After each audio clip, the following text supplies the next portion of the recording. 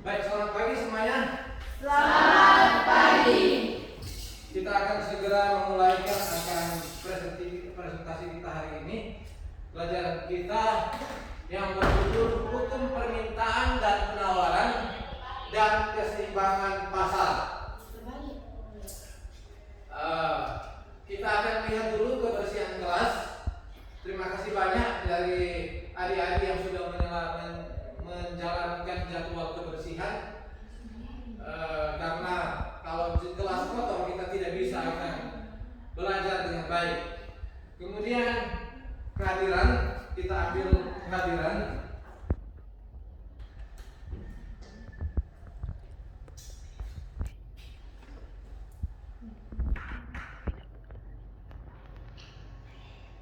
Winda Menang, Veronica Kasiadi, Rio, Revita, Rati,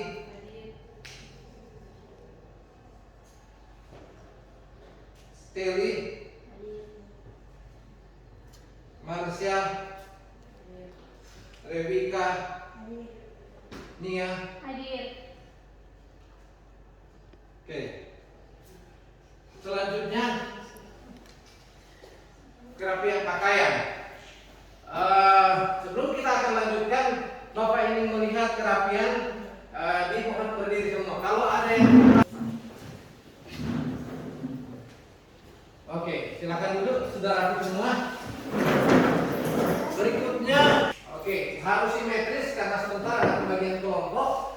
Sudah siap dengan kelompok masing-masing? Ketua kelas yang kelompok 1 mana, coba angkat tangan. Sudah siap dengan kelompoknya? Siap. Kelompok 2? Siap. Oke. Berikut kesiapan jaringan internet. Sebentar kita akan ada pretest ujian awal sebelum materi ini diberikan. Bapak ingin lihat internet, apakah sudah terkoneksi? Sudah. Sudah?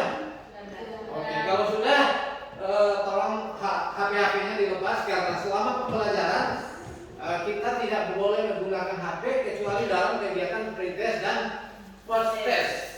Kemudian kita akan awali dengan doa buka dan diminta kesediaan Rati untuk pimpin kita dalam doa buka. Dan untuk kita berdoa buka, kita akan berdiri semua. Silakan.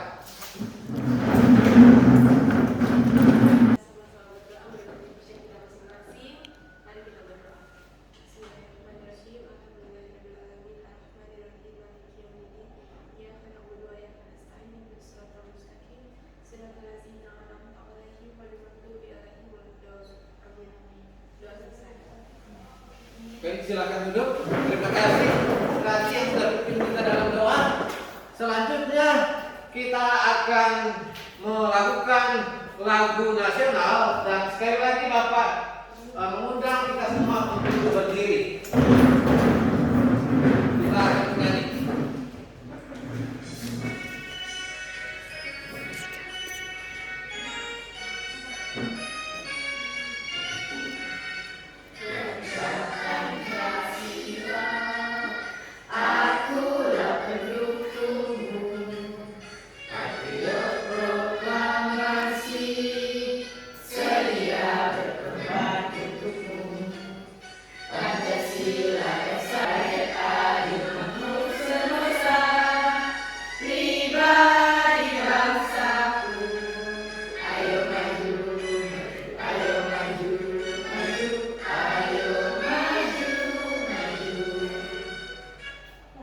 Terima kasih. Selanjutnya kita akan mengumpulkan semua smartphone di depan, taruh saja di bagian depan supaya dipastikan aman. Dan sebelumnya Bapak minta di silent atau digetarkan. Sudah periksa semua, jangan sementara kelas berlangsung ada panggilan masuk, SMS masuk, WA masuk, tidak boleh diangkat atau tidak boleh dibalas. Kita konsentrasi di pembelajaran ini. Kemudian yang kedua adalah keluar kelas harus atas izin guru. Jadi kita seperti biasa, kalau kita ada keperluan mendadak yang harus keluar, itu harus ada izin dari guru. Kemudian siswa yang minta izin harus bergantian, dan yang ada minta izin jangan terlalu lama di luar, itu aturan. Kemudian kita datang pada persepsi. Bapak ingin bertanya, ini ada pertanyaan, bisa terbaca pertanyaannya. Ada yang boleh baca?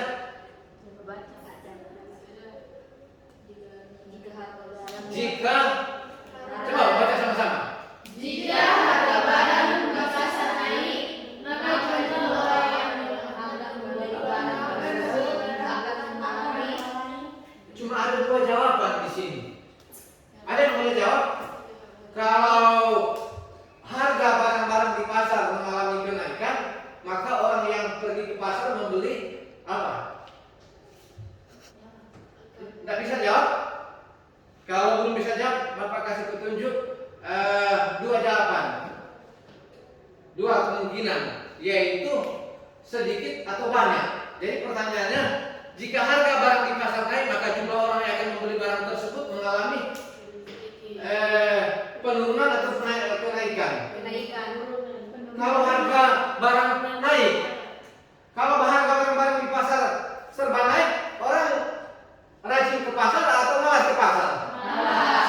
Nah, jadi kalau harga barang-barang di pasar itu naik, maka orang yang membeli barang tersebut jumlah orang yang membeli barang tersebut akan mengalami penurunan atau bahkan sedikit orang yang akan lanjut. Ini sebaliknya. Jika harga pasar turun, ini maksudnya turun ini, barang orang-orang yang akan membeli barang itu, kalau dia turun, banyak atau sedikit orang-orang yang akan beli barang tersebut di pasar? Oke. Selanjutnya kita akan mengetahui tujuan pembelajaran orang hari ini. Kita akan mengetahui apa tujuan kita belajar untuk pelajaran ini, yaitu titik keseimbangan pasar dan hukum permintaan dan penawaran. Nah, tujuannya adalah ada tiga. Yang pertama, kita akan memahami hukum permintaan dan penawaran. Kemudian yang kedua, menghitung harga untuk mencapai titik keseimbangan pasar. Yang ketiga adalah menghitung kuantitas untuk mencapai titik keseimbangan pasar. Jadi tiga ini yang kita akan sampai dalam sepanjang pembelajaran ini. Jadi kalau tiga hal ini kita tidak capai, kita tidak tahu, tidak mampu, maka tujuan pembelajaran kita hari ini tidak tercapai. Jadi sekali lagi kita akan belajar memahami bagaimana hukum permintaan itu dan penawaran berlaku. Kemudian kita akan menghitung harga untuk mencapai titik keseimbangan pasar. Yang terakhir adalah menghitung kuantitas untuk mencapai keseimbangan pasar. Berikut manfaat pembelajaran. Nah, manfaat dari kita mengetahui hukum permintaan dan penawaran adalah ketika kita paham betul hukum permintaan dan penawaran, kita akan menjadi pebisnis yang handal. Kenapa? Karena kalau kita pintar meraba atau memprediksi atau memproyeksikan permintaan suatu pasar, maka kita akan mudah menjual barang. Itu dari sisi kita penjual. Dari sisi kita sebagai pembeli, kita juga harus mengetahui harga-harga di pasar. Kalau harga pasar di pasar lagi tinggi, kita bisa melakukan penghematan. Frekuensi kita membeli barang itu kita bisa kurangi atau bahkan kita hentikan supaya terjadi penghematan. Jadi itu manfaatnya adalah bisnis bisa dilakukan di mana permintaan tinggi, permintaan suatu barang. Misalnya di suatu daerah, di sana kurang smartphone, berarti permintaan smartphone tinggi. Nah, kita bisa jualan smartphone di sana. Kalau di sana orang-orangnya beras kurang di sana, nah kita bisa jual beras di sana. Kalau kita lihat di sana banyak sekali beras, terus kita jual beras di sana, maka kita akan rugi. Jadi dengan kita mengetahui seberapa besar permintaan suatu barang di pasar, kita bisa tahu bahwa kita bisa eksis, bisa untung. Kemudian bagi kita yang pembeli juga sama. Lanjut, garis besar kegiatan pembelajaran. Yang pertama adalah kegiatan pretest. Kita akan melakukan pretest yang soalnya link Google Formnya Bapak sudah bagikan di grup PPL. Kemudian di sini ada deskripsi pemahaman materi. Bapak akan jelaskan materi tentang permintaan, hukum permintaan dan penawaran dan keseimbangan pasar. Kemudian kita akan latihan setelah Bapak jelaskan apa yang konsep materi yang kita pelajari. Nah, tidak cukup kalau cuma paham.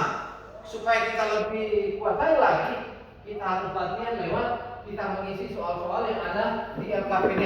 Nah, kali ini kalau pretest itu bersifat online, kalau LKPD itu bersifat manual. Kita kerjakan dengan kertas dan alat tulis ballpoint. Kemudian kita akan melakukan presentasi dan hasil diskusi kelompok.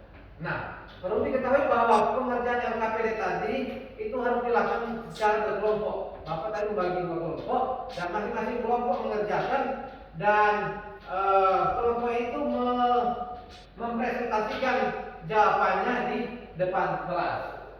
Kemudian perumusan kesimpulan. Nah, kita akan menarik kesimpulan secara bersama-sama apa yang telah kita pelajari. Kemudian kegiatan post-test. Bapak ingin mengetahui kemampuan kita sudah berhasil atau tidak, kita paham atau tidak materi yang telah diajarkan. Salah satu indikatornya adalah post-test, ujian. Di situ kita akan tahu bahwa kita berhasil atau tidak.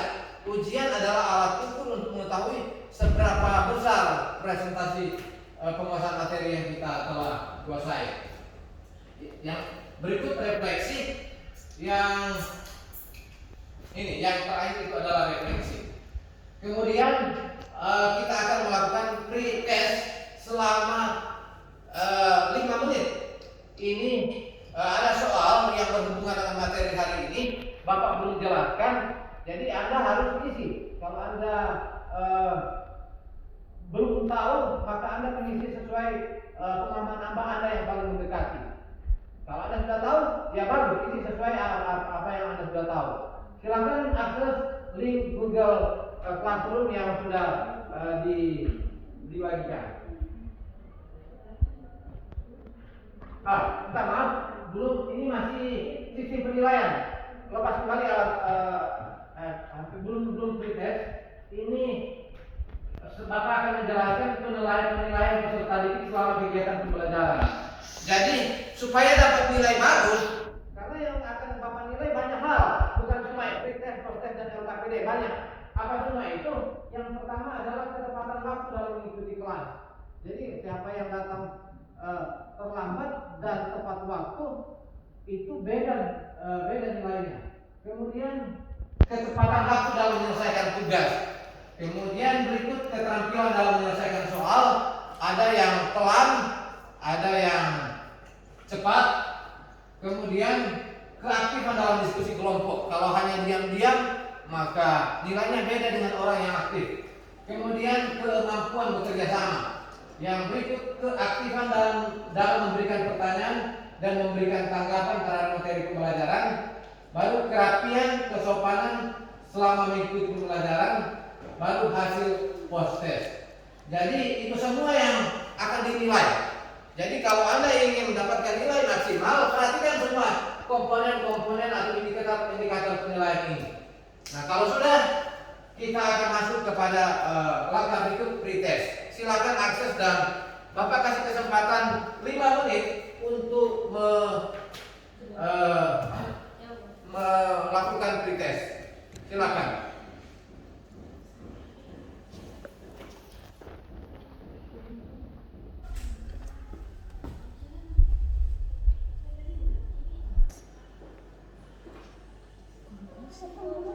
Isi cepat kan ini pretest. Kalau Bapak melihat akan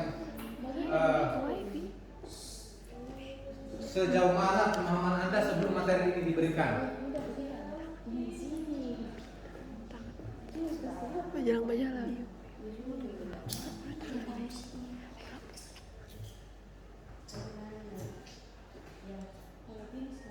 Bisa?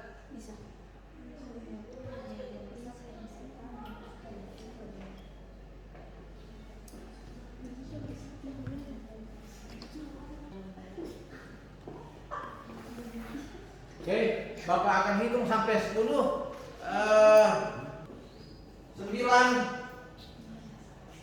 8, 7, 6, 5, 4, 3, 2, 1. Nah, kirim. Baru Bapak akan tutup soal itu dari ini. Nah.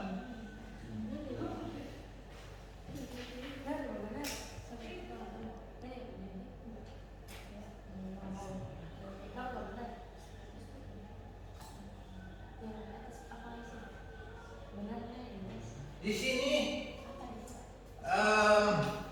pretest Binda 50, Rewika 100, ada beberapa orang yang orang Mawati 50,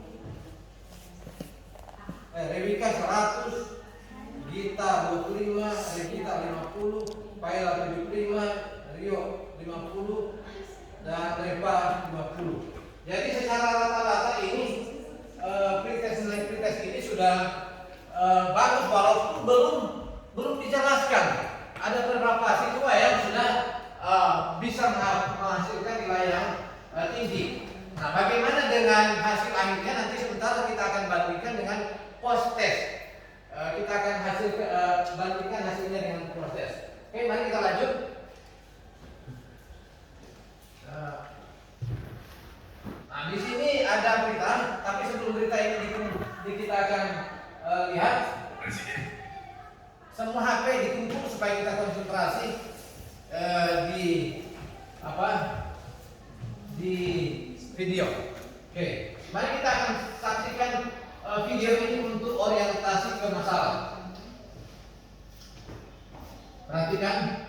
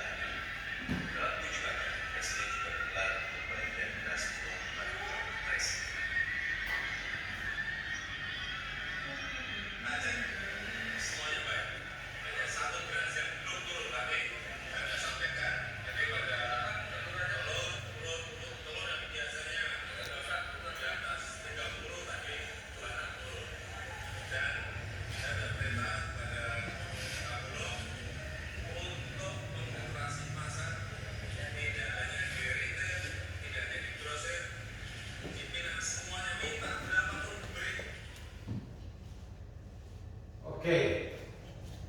Ada yang bisa kasih komentar tentang apa video itu? Apa yang Anda dapat dari video itu? Ada angkat tangan. Siapa yang bisa bicara 1-2 kalimat tentang video itu? Oke, pindah. Kenaikan harga beras. Oke. Reva?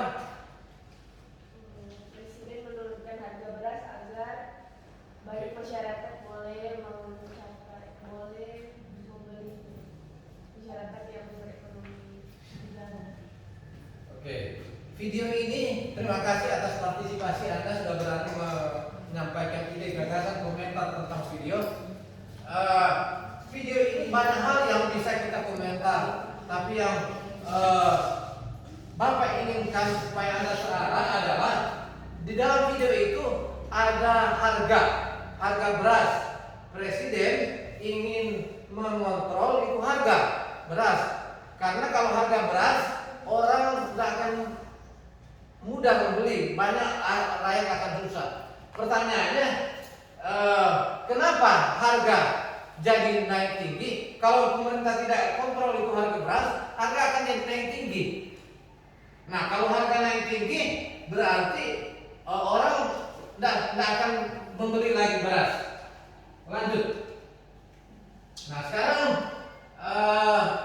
ini adalah peta konsep yang akan kita pelajari. Kita akan pelajari tentang, di sini dituliskan hukum permintaan dan penawaran dan keseimbangan pasar. Oke, siapa? Coba perhatikan. Di sini ada 3 bagian. Bagian yang pertama kita akan bahas tentang hukum permintaan, hukum penawaran, dan keseimbangan pasar. Nah, 3 ini ada penjelasan masing-masing dan kita akan belajar di deskripsi pemahaman materi. Kemudian ini ada segitiga ini. Kalau harga turun, kalau harga ini yang warna biru, kalau Bapak hubungkan, kita hubungkan dengan permintaan. Kalau harga turun, permintaan turun atau naik? Kalau harga turun, kalau orang harga di pasar serba turun itu barang-barang, orang mau jual di pasar naik atau turun? Naik. Ini, oke. Permintaan jadi naik. Sebaliknya, kalau harga jadi naik, kalau harga pasar tadi ini harga turun. Sekarang kalau harga naik, kesimpulan apa yang Anda bisa simpulkan di sini? Nah, ini permintaan jadi turun. Jadi kesimpulan, inilah hukum permintaan. Semakin tinggi harga di pasar, maka penawaran, jumlah orang yang akan jumlah permintaan itu akan turun. Sebaliknya, kalau harga semakin turun, permintaan jadi naik. Itu adalah hukum permintaan. Dia seperti apa namanya ini, bahasa Indonesia ini jungkit ini. Tapi kalau bahasa di sini bilang apa di sini? Kalau ada 2 anak, yang satu di ujung, satu di ujung. Buat di sini. Nah, seperti itu. Yang satu naik, satu turun. Begitulah hukum permintaan. Jika harganya naik, permintaan turun. Jika harga turun, maka permintaan naik. Ini yang namanya hukum permintaan. Lalu berikut ini. Kalau harga naik, kemudian penawaran juga naik. Beda dengan permintaan. Kalau permintaan tadi itu berlaku kepada pembeli. Pembeli itu modelnya, kalau harga jadi tinggi, dia tidak semangat beli. Dia tidak semangat beli di pasar. Kalau harga turun, dia semangat beli. Nah, sebaliknya kalau ini kemudian yang berikut adalah penawaran. Kalau penawaran, coba semua HP di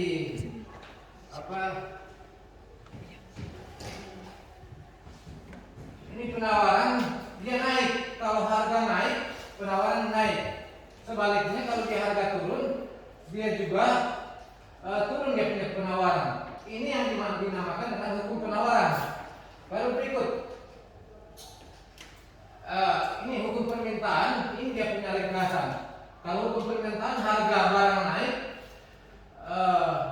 permintaan juga bertambah. Sebaliknya jika harga turun maka permintaan, harga suatu barang naik maka permintaan barang akan berkurang. Penawaran sebaliknya, apabila harga suatu barang meningkat maka jumlah barang yang ditawarkan akan bertambah. Sebaliknya apabila harga barang menurun maka jumlah barang yang ditawarkan juga akan berkurang.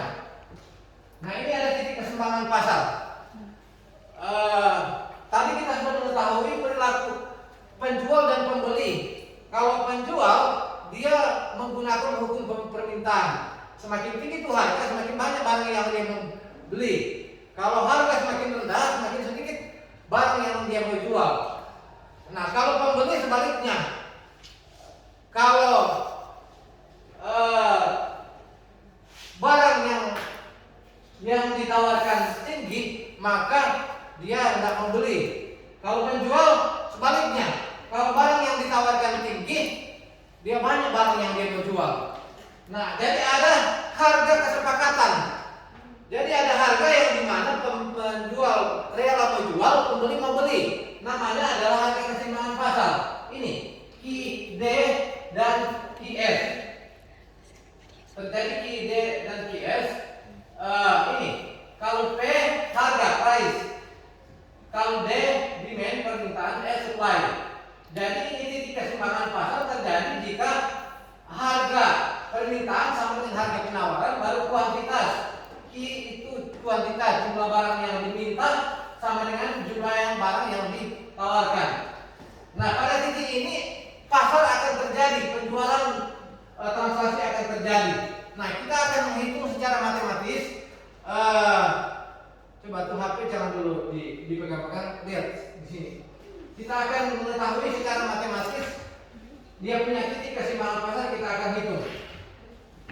Ini kalau harga permintaan sama dengan harga penawaran dan kuantitas permintaan sama dengan kuantitas penawaran, maka akan terjadi yang disebut dengan titik keseimbangan pasar. Kita akan hitung. Ini contoh.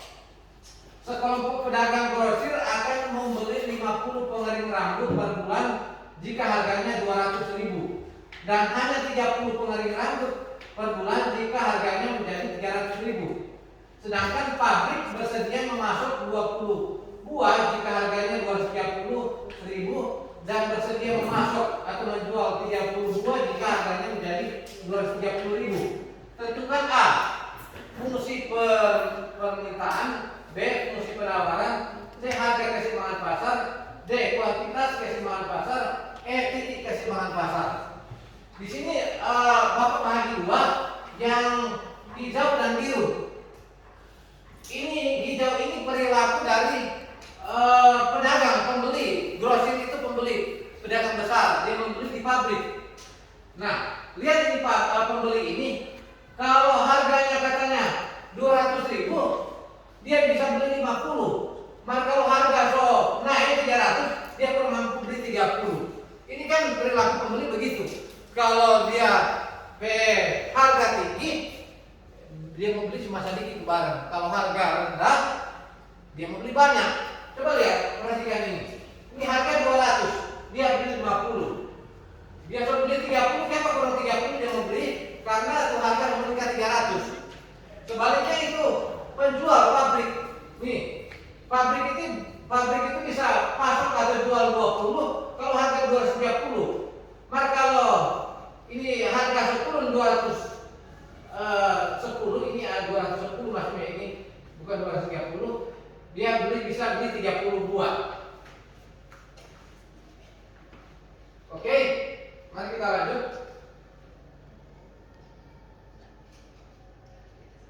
Ini untuk fungsi permintaan dulu. Ini ada 50, 30. Yang 50 dan 30 ini terambil dari sini yang hijau. 50, 30. Kemudian 200 dan 300 kita ambil dari soal sini. Baru kita masukkan di rumus ini. Q kurang P1 sama dengan P2 kurang P1 per P2 kurang P1 dikali P kurang P1. Kalau kita masukkan akan jadi seperti ini. Oke. Dan kalau kita sederhanakan akan ini 30 kurang 50 kemudian 300.000 dikurang 200.000 akan jadi seperti ini. 30 kurang 50 negatif 20, 300.000 kurang 200.000 100.000. Nah, kalau kita sederhanakan secara matematika akan jadi seperti ini.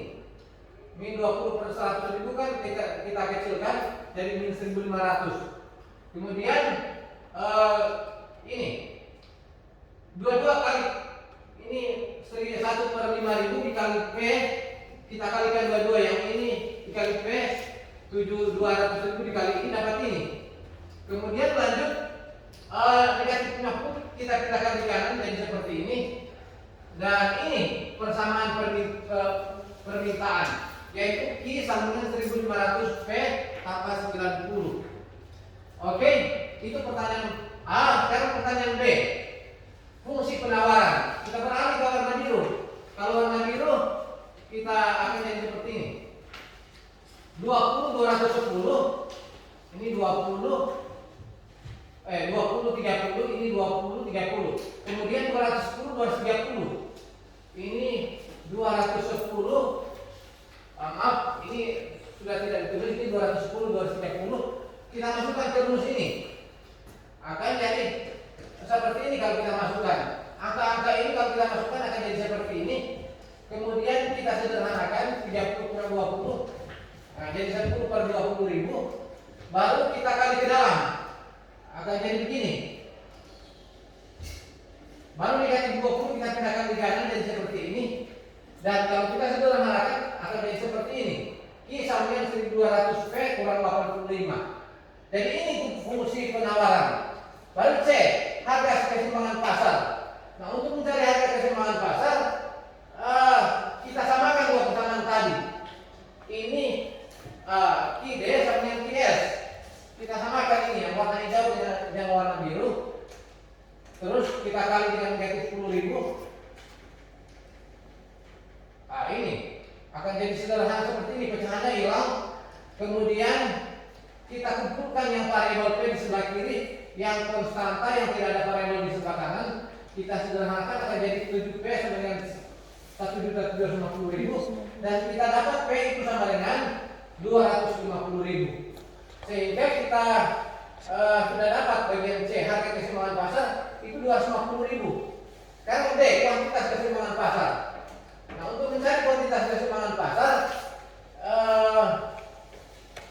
pilih salah satu dari persamaan tadi.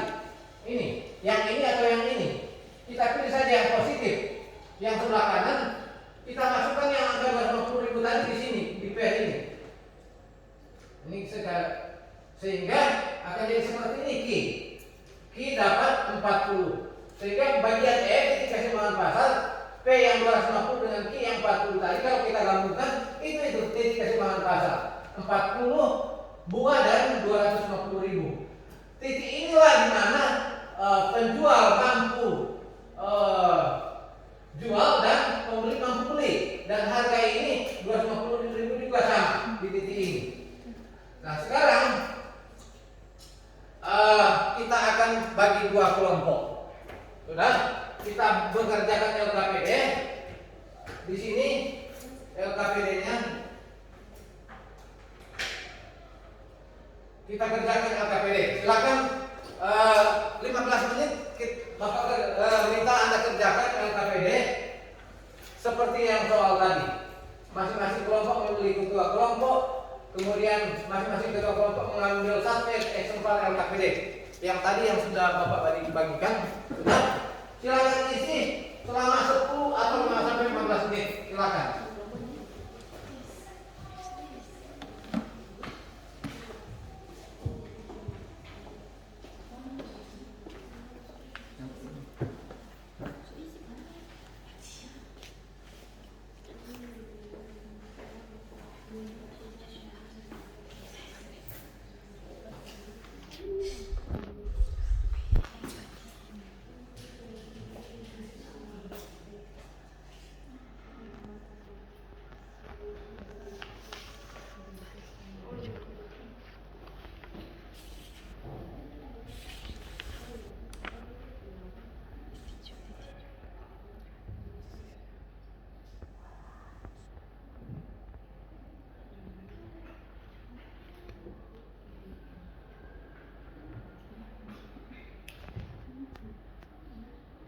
Masing-masing kelompok akan mengerjakannya, kemudian presentasikan di depan kelas.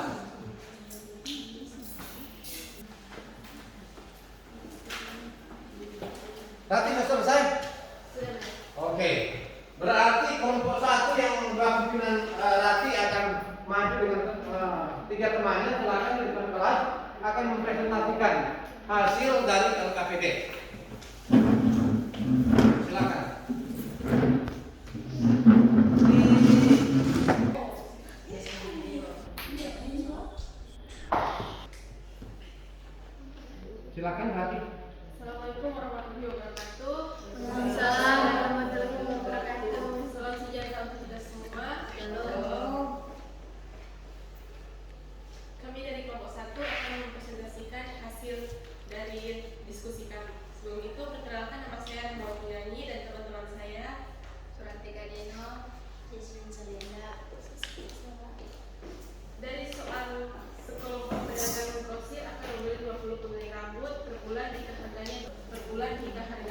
300.000. Sedangkan pabrik bersedia memasuk 22 jika harganya 210.000 dan bersedia memasuk 32 jika harganya menjadi 230.000. Tentukan fungsi persamaan perusahaan, fungsi persamaan penawaran, harga keseimbangan pasar, kuantitas keseimbangan pasar, dan titik keseimbangan pasar.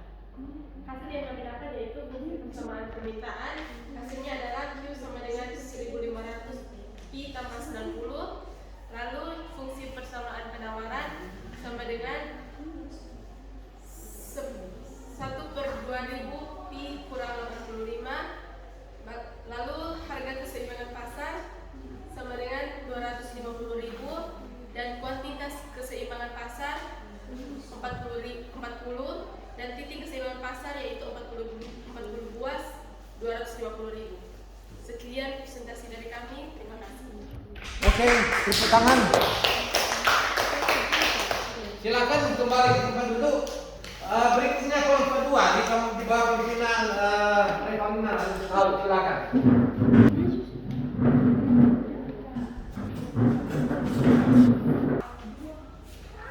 Terima kasih atas kesempatan. Kami dari kelompok 2 akan mempresentasikan hasil diskusi kami. Sebelum itu, perkenalkan saya Revanina Runtuh. Saya Kasih Nadim, Natalia Kusuka, dan Gaminang.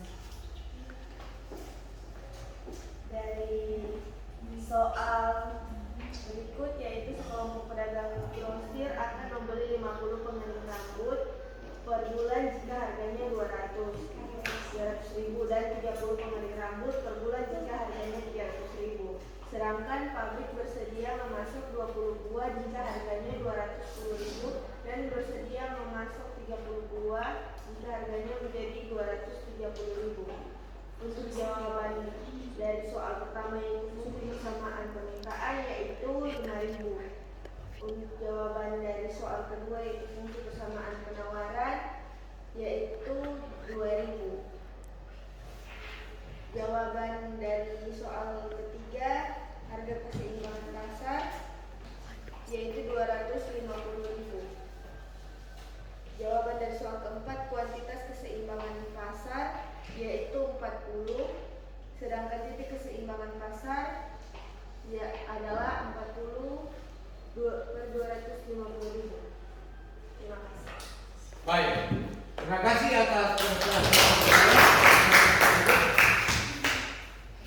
yaitu perumusan kesimpulan perumusan materi atau kesimpulan. Jadi ada 3 bagian: hukum permintaan, hukum penawaran, dan keseimbangan pasar. Bapak bertanya, hukum permintaan kalau ini berlaku kepada pembeli atau penjual? Pembeli. Jika harga naik maka orang yang membeli sedikit atau banyak? Sedikit. Sebaliknya kalau harga turun orang yang membeli sedikit atau banyak? Banyak. Oke, itu hukum permintaan berlaku kepada pembeli. Sebaliknya hukum penawaran berlaku kepada penjual. Kalau harga di pasar naik, orang yang menjual barang jadi banyak atau jadi sedikit? Banyak. Sama-sama naik kalau penawaran dengan harga. Sebaliknya, kalau harga turun, maka orang yang akan membeli, orang yang akan menawarkan atau menjual barang tersebut sedikit atau banyak? Sedikit. Yaitu penawaran berlaku kepada penjual. Nah, keseimbangan pasar akan terjadi suatu titik di mana suatu harga pembeli mampu beli dan penjual rela jual. Itu namanya harga keseimbangan pasar. Dan pasarannya adalah jumlah yang akan dibeli atau yang akan ditawarkan. Itulah titik keseimbangan pasar. Kemudian kita akan datang pada post test. Bapak akan bagikan itu post test. Silakan gunakan HP masing-masing. Kita akan menguji kemampuan kita sehubungan dengan yang sudah kita pelajari tadi. Yang sekarang post test Bapak akan bagikan di grup. Post test.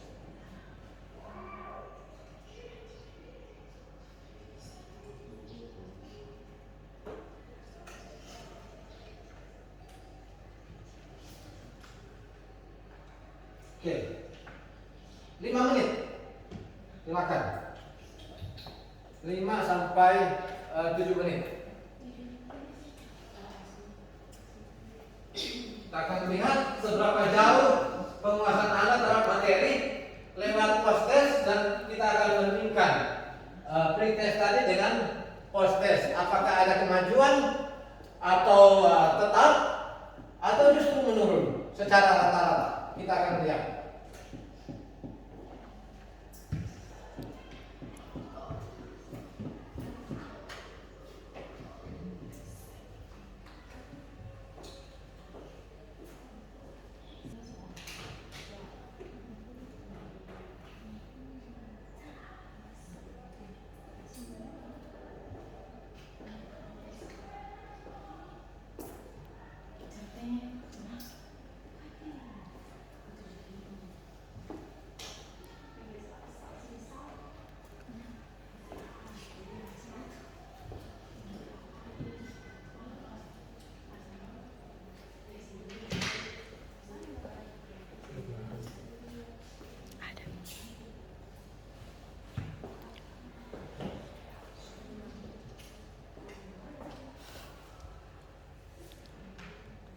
Oke, Bapak akan hitung sampai 10. Tapi hitungan mundur. 10, 9. Setelah hitungan selesai, dikirim karena portal Google Form Bapak akan tutup. 8, 7, 6, 5, 4, 3, 2, 1. Oke. Akan tutup, akan lihat berapa hasilnya bagus atau tidak. Kita lihat.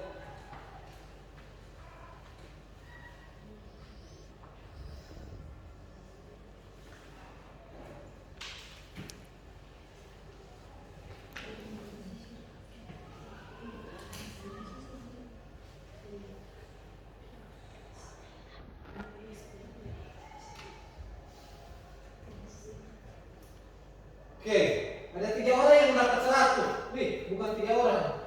Dari kita 100, Rahmawati 100, Reva 100, Revana 75, Faila, Rebika, Binda.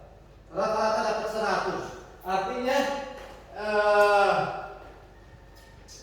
materi yang kita dapat, yang kita sudah pelajari, Anda sudah benar-benar menguasai karena dibuktikan dengan jawaban dari post test banyak yang benar. Oke,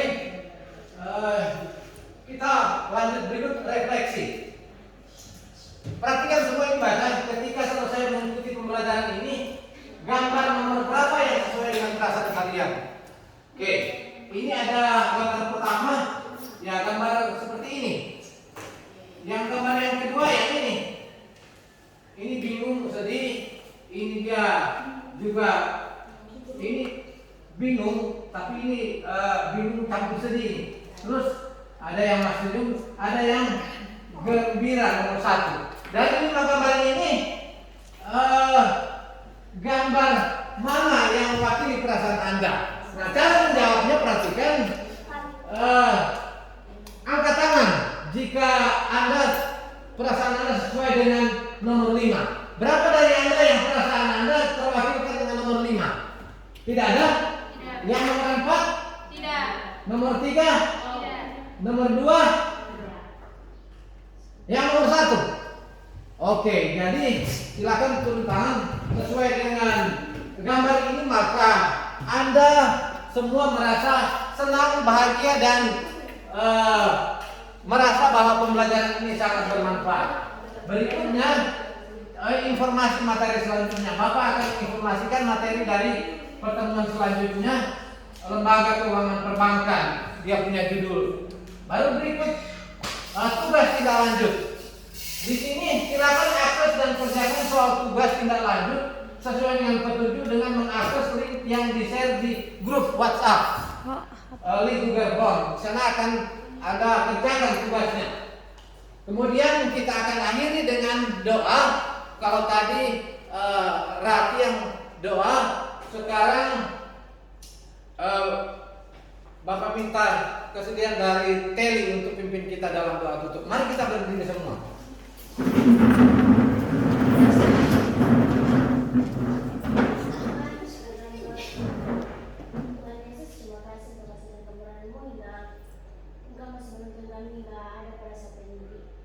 Siang hari ini kami menutup semua kegiatan kami, kiranya Engkau berkati kegiatan selanjutnya kami, hanya boleh berjalan dengan segala baik. Dalam nama Tuhan Yesus, haleluya, amin. Ya, silakan duduk. Oke, pertemuan kita sudah berakhir. Diucapkan selamat siang dan sampai jumpa di kelas yang berikutnya.